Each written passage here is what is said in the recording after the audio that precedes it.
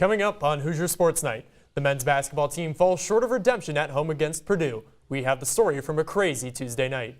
And the women's basketball team took on the 10th ranked Iowa Hawkeyes. And where do they stand for March? This is Hoosier Sports Night.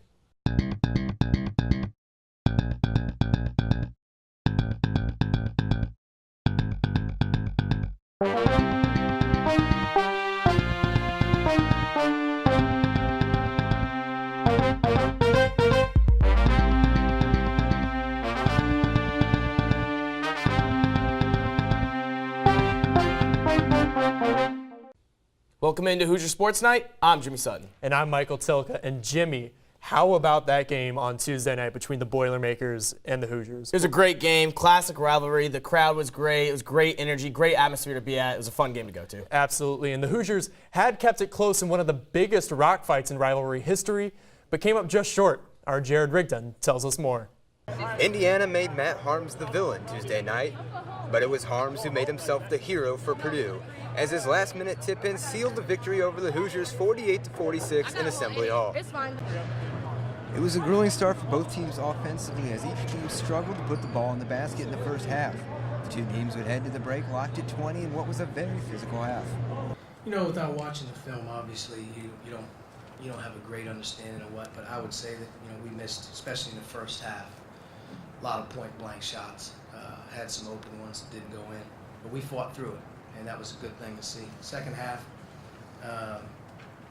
they do a really good job of obviously clogging the paint. There's not a whole lot of room down there. Plus, trapping the post was something we didn't handle as well as we probably needed to in the game. We weren't able to get it inside as much as we wanted to. But all in all, if you just look at the shooting numbers, I'm sure there's going to be some shots that we like and so they didn't go in. IU seemed to take control in the second half behind a big performance from Deron Davis, but Purdue didn't let IU take it out of reach, leaving the game open for a last-minute push. Overall, Purdue's defense as a team is real good. IU will be back in action Friday night as they travel to Iowa City to face the Hawkeyes.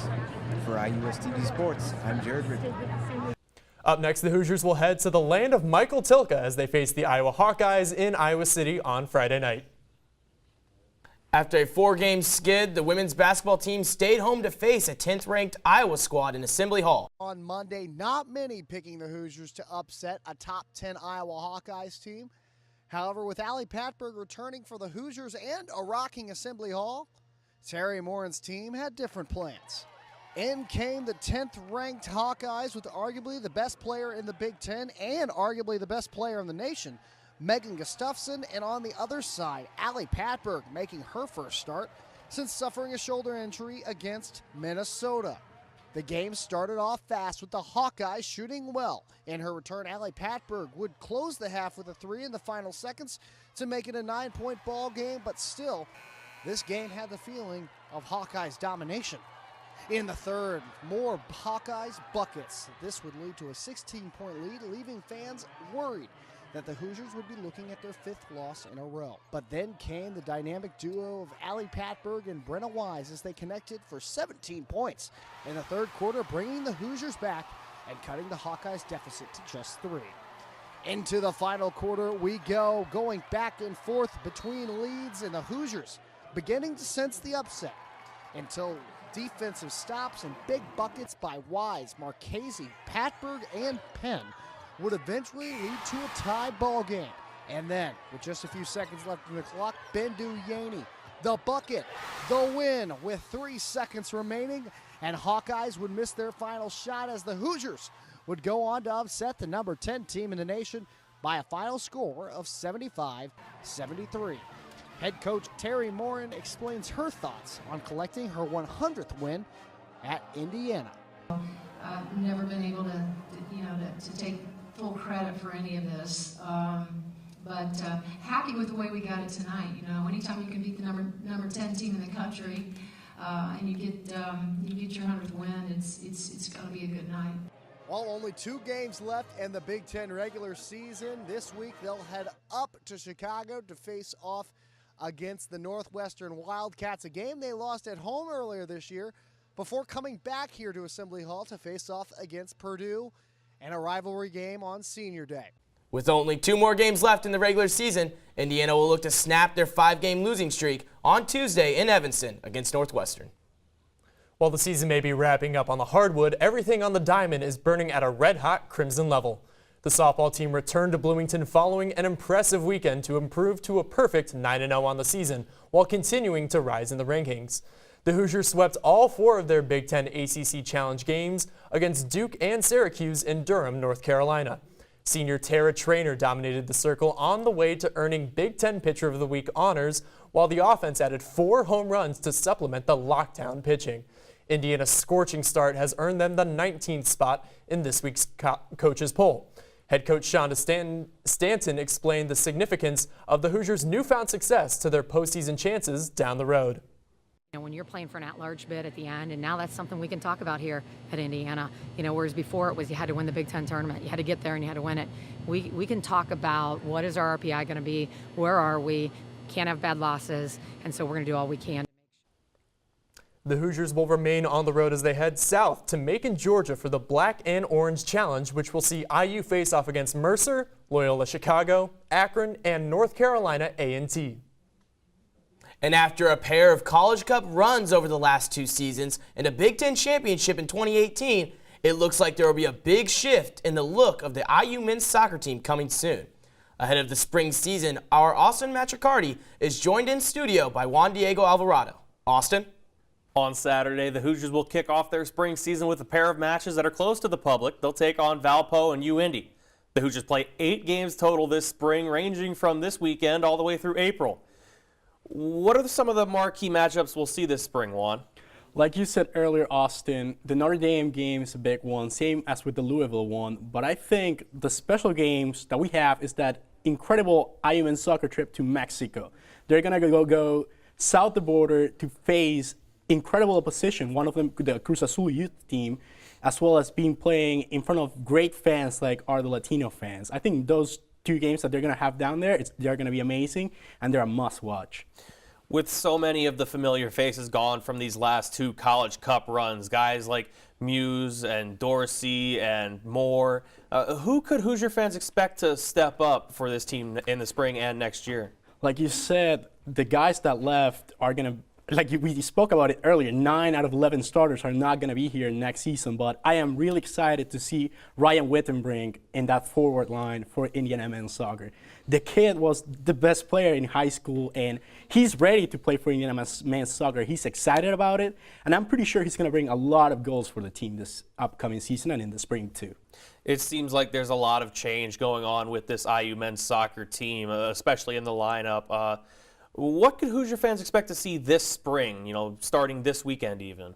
Reshaping and rebuilding. This month, start coming up, this spring season is going to be key for Indiana men's soccer to try to accomplish the same side, a powerful side, to take on the next season. They're going to have enough time, enough games to find the new pieces they need in order to be, again, a competitive side, which I have no doubt there will be with Todd Yegley pulling the strings of this team.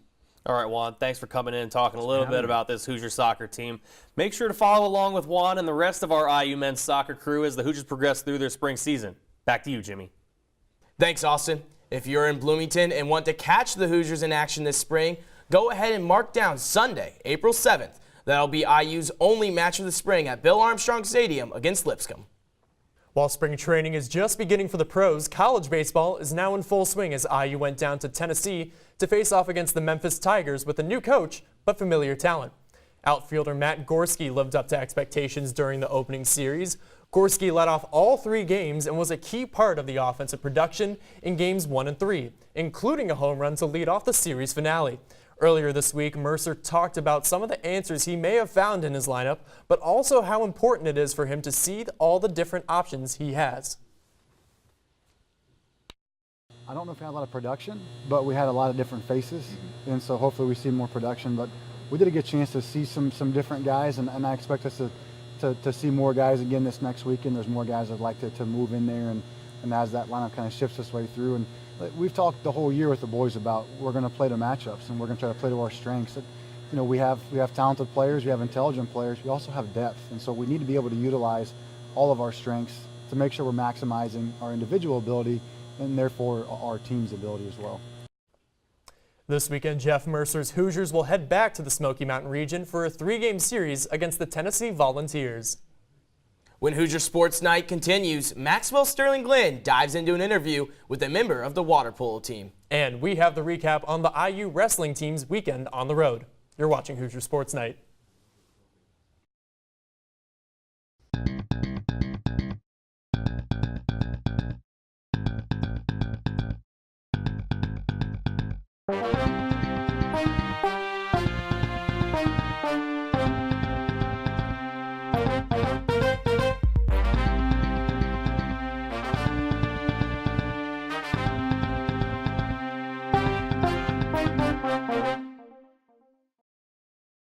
Welcome back to Hoosier Sports Night. Our very own Maxwell Sterling Glenn talks with Julian Gatecliff and her experience on the water polo team. Maxwell Glenn here in the Councilman Billingsley Aquatic Center, bringing you the first edition of Diving In with Max and Caleb. Today I'm talking with Julian Gatecliff, but our interview isn't stopping here. Let's dive in.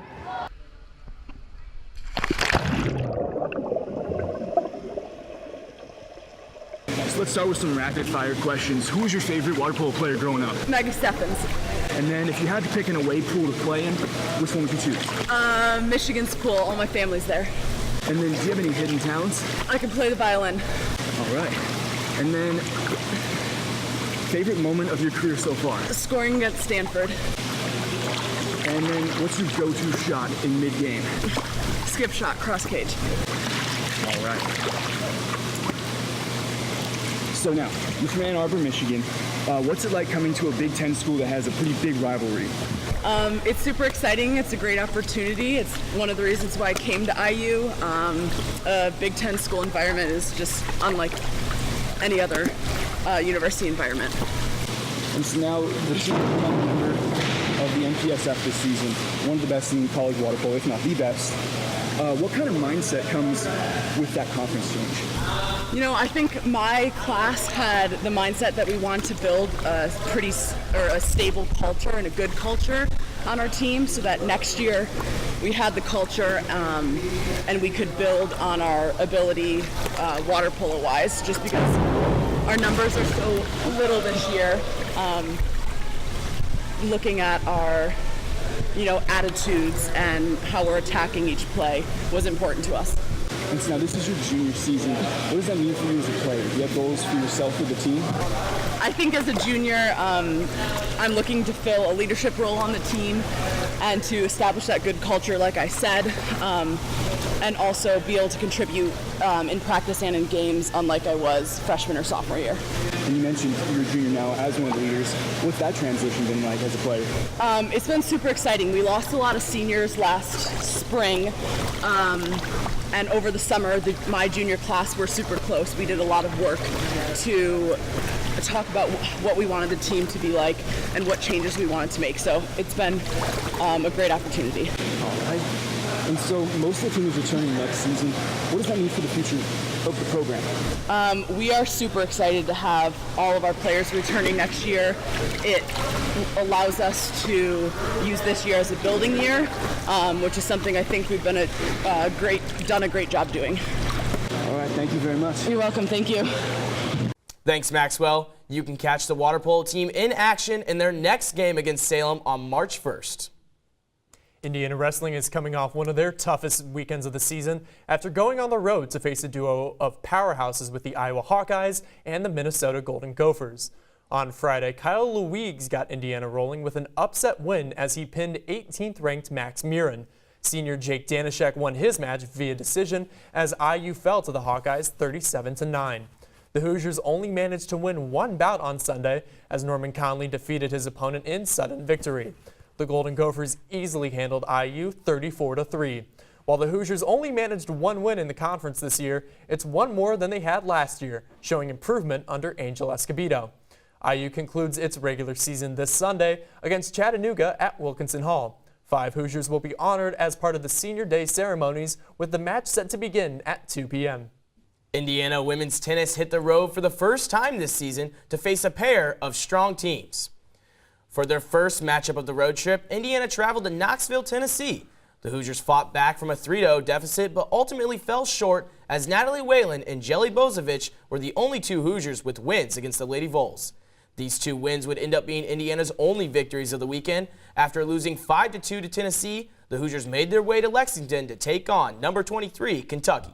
The Wildcats won the doubles point and never stopped going, on to sweep the Hoosiers 7-0. The Hoosiers will return to Bloomington to host Princeton Saturday and DePaul on Sunday at the IU Tennis Center. The men's tennis team is struggling through a 4-game losing streak, but will look to turn it around this weekend when they host Purdue. After losing twice last weekend on the road, the Hoosiers will open Big Ten play, looking to win their first match since February 1st. Doubles play will be a major key to the match, as IU has lost the doubles point in each of their losses so far. Last season, the Hoosiers defeated the Boilermakers 5-0, but the team isn't taking anything for granted. I think I just got to compete harder every single match. Like, we can't take any team for granted. We got to get as many wins as we possibly can. And, you know, the more experience I get, I feel like the better I keep playing. The match against the Boilermakers is set for 3 p.m. on Saturday, with IU Athletics promoting that fans will receive Beat Purdue signs for the event. Well, that does it for our show this week here on Hoosier Sports Night, but don't forget to like our page, IUSTV Sports, on Facebook, and follow us on Twitter at IUSTV Sports. For Jimmy Sutton, I'm Michael Tilka. We'll see you next week.